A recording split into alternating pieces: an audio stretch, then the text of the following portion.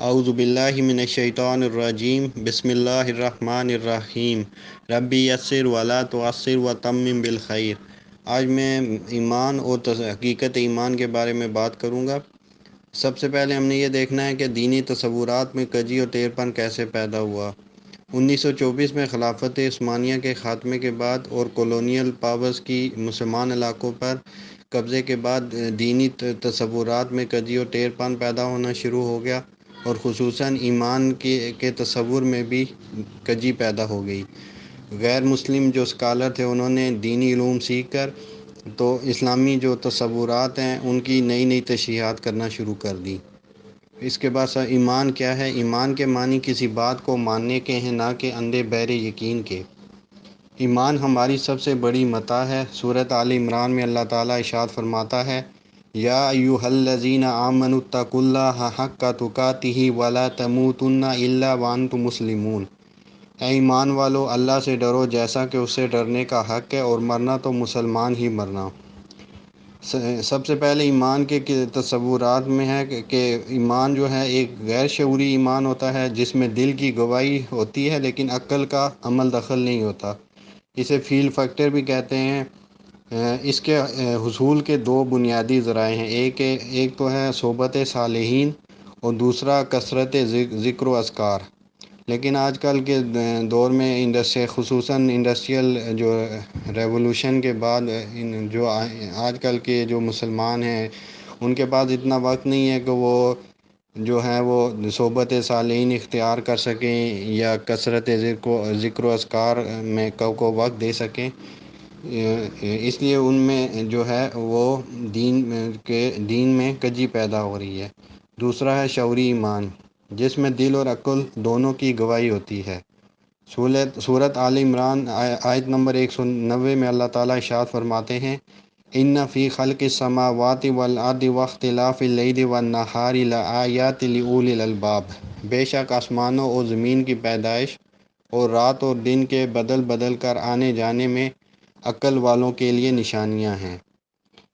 تصور نمبر 2 اس میں ہے لغوی مفہوم۔ ایمان کے معنی ہے اس طرح مان لینا یا تصدیق کر لینا کہ اطمینان ہو جائے، یعنی کسی قسم کا شک و شبہ نہ رہے۔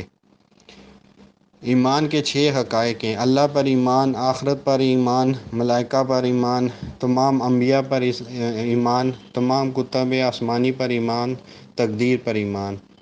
تصور نمبر 3 ہے غلط تصورات جو ایمان کا صحیح مفہوم سمجھنے میں رکاوٹ ہیں۔ ان میں پہلا یہ ہے حقیقت کا ادراک جو ہے محض حواس خمسہ سے ہو سکتا ہے۔ اس میں حقیقت کا ادراک محض حواس خمسہ سے ہو سکتا ہے۔ اس میں یہ ہے کہ کشش ثقل جو گریویٹیشنل فورس ہے اس کو ہم دیکھ نہیں سکتے، لیکن ہم یہ جانتے ہیں کہ اگر ایک آدمی اگر اونچائی سے نیچے کی طرف چھلانگ لگائے گا تو وہ نیچے ہی آئے گا، کیونکہ جو کشش ثقل ہے زمین وہ اسے زمین کی طرف کھینچے گی۔ اسی طرح الیکٹرو میگنیٹک سگنل جو ہیں، برقی مقناطیسی لہریں جو موبائل میں ہوتی ہیں، ان کو ہم دیکھ نہیں سکتے، لیکن موبائل میں اس کے اثرات سے ہم ان کی تصدیق کر سکتے ہیں۔ دینی حقائق اور دوسرا اس میں کجی یہ ہے کہ دینی حقائق کا ادراک بغیر کسی دلیل کے محض مذہبی تجربے سے ہی ممکن ہے۔ عیسائیت اور یہودیت کے حوالے سے تو یہ بات کسی حد تک صحیح ہے، لیکن اسلام میں اللہ تعالیٰ قرآن پاک میں متعدد مقامات پر مسلمانوں کو شعوری ایمان کی ترغیب دیتا ہے۔ سورۃ بقرہ آیت نمبر 111 میں ہے، وَقَالُوا لَن يَدْخُلَ الْجَنَّةَ إِلَّا مَنْ كَانَ هُودًا أَوْ نَصَارَىٰ تِلْكَ أَمَانِيُّهُمْ قُلْ هَاتُوا بُرْهَانَكُمْ إِن كُنتُمْ صَادِقِينَ۔ اور یہودی اور عیسائی کہتے ہیں کہ یہودیوں اور عیسائیوں کے سوا کوئی بہشت میں نہیں جانے کا، یہ ان لوگوں کے خیالات باطل ہیں۔ اے پیغمبر ان سے کہہ دو کہ اگر سچے ہو تو دلیل پیش کرو۔ پھر چوتھا تصور ہے اللہ تعالیٰ کے وجود اور ان کی شناخت پر دلائل۔ خدا کے وجود پر دلائل، اس میں ان کو ہم اثرات کے ذریعے محسوس کرتے ہیں، جس طرح بچے کے رحم مادر میں پیدائش کا عمل ہے، اور ایک چھوٹے سے بیج سے پودے کے بننے کا عمل۔ اور اللہ تعالیٰ کے وجود کو جاننے کے لیے دو دلائل ہیں۔ پہلی دلیل ہے کہ تخلیق کائنات سے دلائل کہ اللہ تعالیٰ ایک خالق ہے جو ایک باشعور ہستی ہے، اور دوسرا دلیل جو ہے وہ نظم کائنات سے ہے کہ اللہ تعالیٰ ایک منتظم ہے جو اس سارے کائنات کے نظام کو ایک نظم کے تحت چلا رہا ہے۔ اگر ایک سے زیادہ خدا ہوتے تو جو یہ نظم ہے، نظم خود جو یہ دنیا کا نظام کا نظم ہے ایک، یہ برقرار نہ رہ سکتا۔ سورۃ واقعہ آیت نمبر 57 تا 59 میں اللہ تعالیٰ فرماتے ہیں نحن خلقناکم فلولا تصدقون افرأیتم ما تمنون اانتم تخلقونہ ام نحن الخالقون۔ ہم نے تم کو پہلی بار بھی تو پیدا کیا ہے، تو تم دوبارہ اٹھنے کو کیوں سچ نہیں سمجھتے؟ دیکھو تو کہ جس نطفے کو تم ڈالتے ہو، کیا تم اس سے انسان کو بناتے ہو یا ہم بناتے ہیں؟ اسی طرح سورۃ واقعہ کی آیت نمبر 63 اور 64 میں اللہ تعالیٰ پھر انسانوں کو جو ہے غور و فکر کی دعوت دیتے ہیں افرأیتم ما تحرثون اانتم تزرعونہ ام نحن الزارعون۔ بھلا دیکھو کہ جو کچھ تم بوتے ہو تو کیا تم اسے اگاتے ہو یا ہم اگاتے ہیں؟ اب تصور نمبر 5 ہے اصل مسئلہ خدا کی شناخت کیا ہے۔ آئنسٹائن سے جب پوچھا گیا تھا کہ آپ ایتھیسٹ ہیں یا ہما اوست پینتھیسٹ کا نظریہ رکھتے ہیں، تو اس نے کہا تھا مسئلہ وجود کا نہیں ہے بلکہ شناخت کا ہے۔ یہودی سارے مذاہب میں ایک بڑے خدا کا تصور تو موجود ہے، لیکن جو باقی اسلام کو چھوڑ کے باقی مذاہب میں چھوٹے چھوٹے خدا بھی مانے جاتے ہیں۔ یہودی اس بڑے خدا کو الوہیم، عیسائی یہوہ، ہندو بھگوان اور مسلمان اللہ کہتے ہیں۔ تو وہ کون ہے؟ ہم کیسے جانیں گے؟ ہم کیسے ثابت کریں گے کہ اللہ ہی سچا خدا ہے؟ ہمارے پاس اس کی کیا بنیاد ہے؟ خدا کی شناخت قصہ موسیٰ علیہ السلام و فرعون سے بھی ثابت ہوتی ہے کہ جب حضرت موسیٰ علیہ السلام فرعون کے دربار میں گئے تو وہاں جا کے انہوں نے کہا کہ میں اللہ کا بھیجا ہوا رسول ہوں اور تم میری قوم کو میرے حوالے کر دو۔ تو اس پر وہ بڑے جو فرعون اور اس کے درباری بہت حیران ہوئے اور انہوں نے کہا کہ اگر تم سچے ہو تو کوئی دلیل پیش کرو۔ اس پر حضرت موسیٰ علیہ السلام نے اپنا جو عصا تھا وہ زمین پر پھینکا تو وہ ایک بڑے اژدہے کی شکل اختیار کر گیا، اور انہوں نے اپنا ہاتھ بغل میں ڈال کر باہر نکالا تو وہ دیکھنے والوں کے لیے سفید اور چمکدار اور روشن ہو گیا۔ پھر فرعون نے اس پر کہا کہ یہ تو جادو ہے اور میرے پاس تو آپ سے بڑے بڑے جادوگر موجود ہیں۔ اس پر اس نے حضرت موسیٰ علیہ السلام سے کہا کہ میں اپنے جادوگروں سے آپ کا مقابلہ کروں گا۔ اس پر حضرت موسیٰ علیہ السلام نے اس سے کہا کہ ایک تمہارا جو ہے بڑا عید کا دن آنے والا ہے تو اس دن ہم مقابلہ کر لیتے ہیں۔ تو اس پر فرعون نے بات مان لی۔ پھر اس دن جب جادوگر اور حضرت موسیٰ علیہ السلام کے مقابلے میں آئے تو جادوگروں نے آ کر پہلے اپنے جو رسیاں اور لاٹھیاں پھینکی تو وہ نظر بندی جو بیٹھے ہوئے لوگ تھے اور جو حضرت موسیٰ علیہ السلام بھی تھے، ان کی آنکھوں کے نظر بندی اس طرح ہو گئی کہ انہیں وہ سانپ نظر آنے شروع ہو گئے۔ اور شروع میں حضرت موسیٰ علیہ السلام کو ان سے خوف محسوس ہوا۔ پھر حضرت اللہ تعالیٰ کے حکم سے حضرت موسیٰ علیہ السلام نے جو اپنا عصا تھا وہ زمین پر پھینکا تو وہ ایک بڑے اژدہے کی شکل میں اختیار کر گیا، اور اس نے ان ساری رسیوں اور جو لکڑیاں تھیں ان کو کھا لیا۔ اب جادوگر کیونکہ اس فن کے ماہر تھے، وہ سمجھ سکتے تھے کہ ہمارا جو لکڑیاں تھیں اور جو رسیاں تھیں وہ ایک نظر کا دھوکہ تھا، جبکہ جو حضرت موسیٰ علیہ السلام نے جو اژدہا بنا ہے وہ حقیقت میں اژدہا ہی تھا۔ اس پر وہ بغیر کسی سوچنے سمجھنے کے بلا کسی جھجک کے سجدے میں گر گئے، اور انہوں نے کہا کہ ہم موسیٰ علیہ السلام کے اور ہارون علیہ السلام کے رب پر ایمان لے آئے۔ اس پر فرعون کو بہت غصہ آیا اور اس نے کہا کہ میں تمہیں سخت سزا دوں گا اور تمہارے جو ہاتھ اور پاؤں مخالف سم سے کاٹ کر تمہیں سولی دے دوں گا۔ لیکن وہ کیونکہ ان کا ایمان جو تھا شعوری ایمان تھا، اس لیے انہوں نے اس سے خوف اور ڈر محسوس نہیں کیا، بلکہ انہوں نے اس کے سامنے بھی یہی کہا کہ ہم جو ہے یہ معجزہ دیکھنے کے بعد ہم ایمان سے پیچھے ہٹنے والے نہیں ہیں۔ اب اسی پہ ہے کہ اگر کسی قوم کو معجزہ اللہ تعالیٰ ان کی دکھائے اور اس کے بعد وہ نہ مانے تو پھر اس قوم پر عذاب آتا ہے۔ قوم سمود کا واقعہ ہے، جب انہوں نے حضرت صالح علیہ السلام سے تقاضا کیا تھا کہ اگر سامنے پہاڑ سے ایک اونٹنی آ جائے تو وہ ایمان لے آئیں گے، سورۃ قمر آیت نمبر 29 تا 31 میں اس واقعے کا ذکر ہے۔ فنادوا صاحبهم فتعاطى فعقر فكيف كان عذابي ونذر انا ارسلنا عليهم صيحة واحدة فكانوا كحشيم المحتضر۔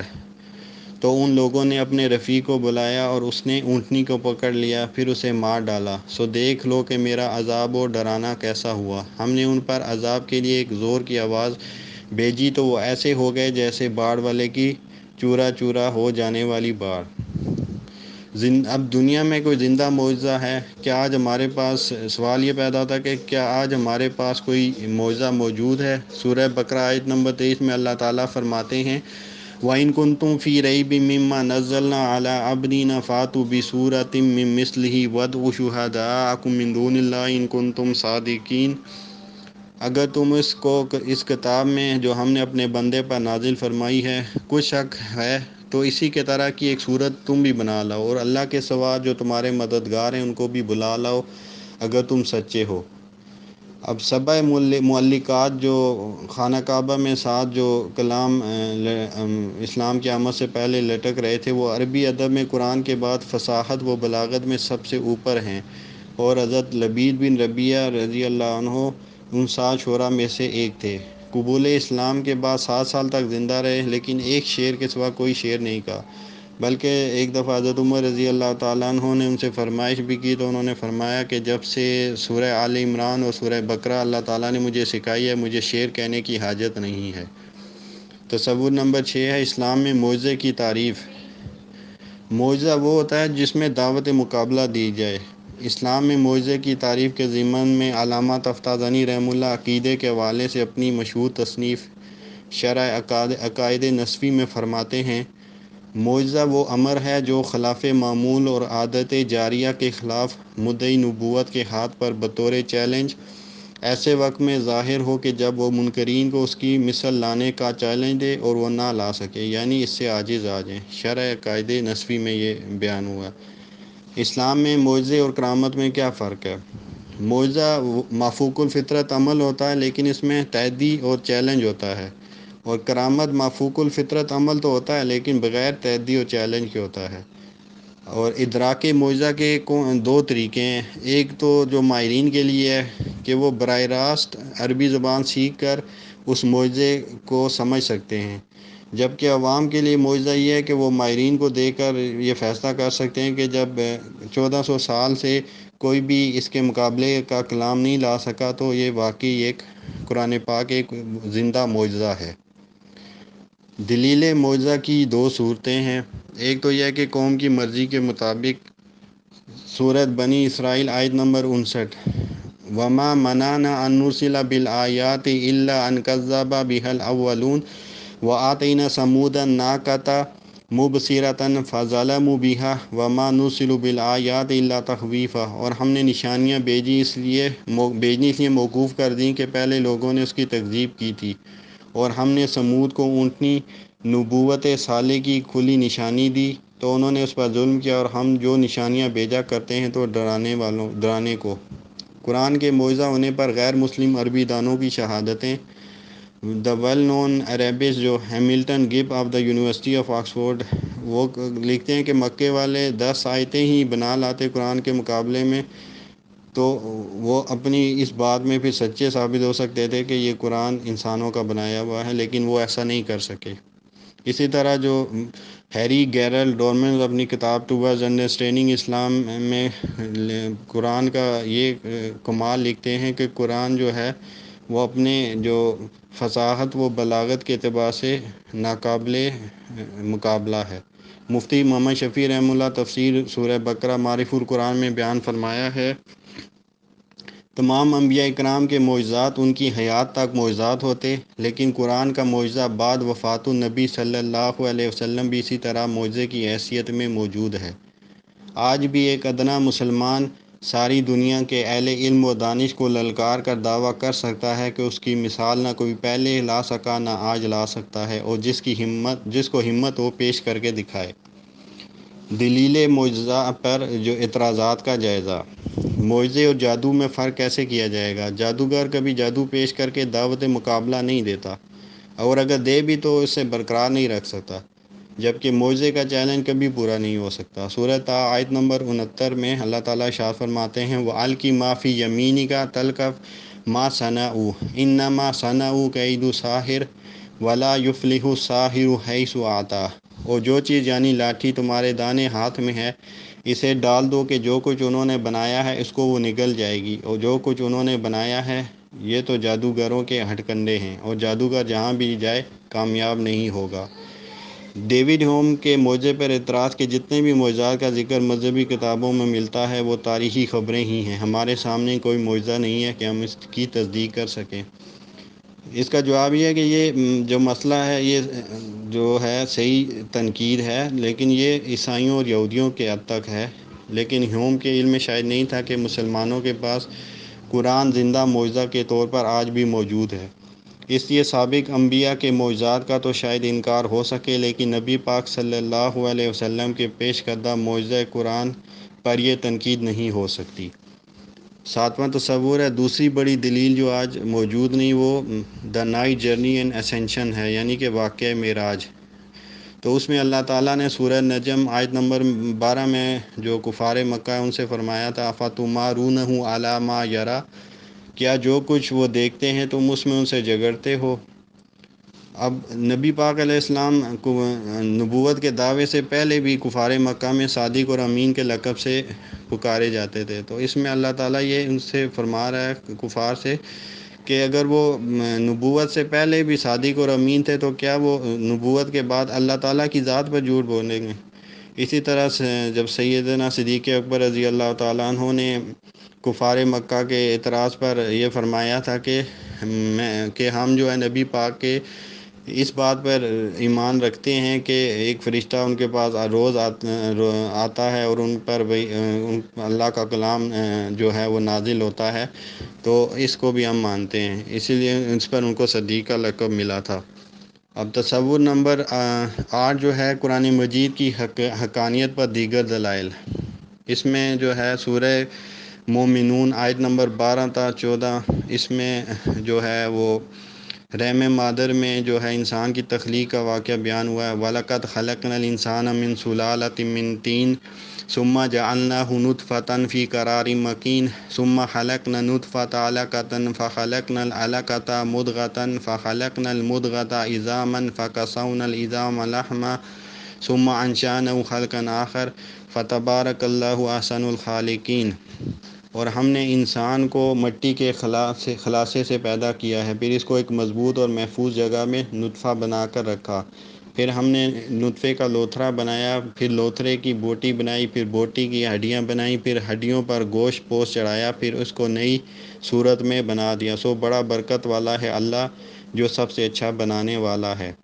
پروفیسر کیتھ ایل مور جو ہے بائیولوجسٹ تھے، اور انہوں نے قاہرہ میں ایک کانفرنس میں یہ ریسرچ پیپر جو ہے وہ پریزنٹ کیا تھا کہ رحم مادر میں انسان کی تخلیق کا جو پروسیس قرآن پاک میں ذکر ہوا ہے اس سے جو بہتر اور اس سے آسان جو ہے وہ کہیں بھی نہیں بیان ہوا۔ یہ محمد صلی اللہ علیہ وسلم کی نبوت کی دلیل اور قرآن پاک کی حقانیت کی دلیل ہے۔ سورہ حامیم سجدہ آیت نمبر 53 میں ہے سَنُرِيهِمْ آيَاتِنَا فِي الْآفَاقِ وَفِي أَنفُسِهِمْ حَتَّى يَتَبَيَّنَ لَهُمْ أَنَّهُ الْحَقُّ أَوَلَمْ يَكْفِ بِرَبِّكَ أَنَّهُ عَلَى كُلِّ شَيْءٍ شَهِيدٌ۔